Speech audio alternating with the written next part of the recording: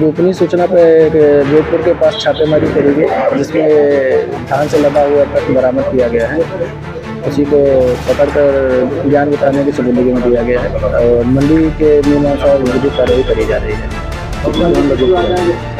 मालिक से पूछे जो उसे लगभग 20 टन का धान का बताया जा रहा है, जबकि मंडी के तौल के हिसाब से जो भी जुर्माना कार्रवाई होगी संस्कृत करी जाएगी। पेपर तो कोई नहीं दिया गया है और जो भी उसमें अभी आया साथ में पकड़ के जुर्माना किया जा रहा है। मंडी सचिव से बात किया, आ रहा है जुर्माना किया जा रहा है। उसके पास फ़ोन आया कि एक ट्रक जो धान लाद करके रास्ते में रास्ता बाधित कर रहा है और लोगों आने जाने में परेशानी हो रही है।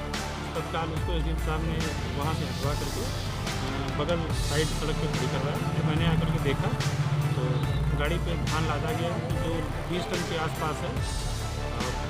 तिरपाल से ढका नहीं है, गाड़ी के पीछे रिफ्लेक्टर नहीं लगा है, पीछे नंबर प्लेट नहीं लगा है।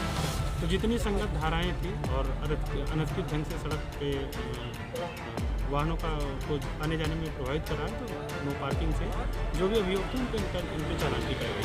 तो कितना चालान किया गया?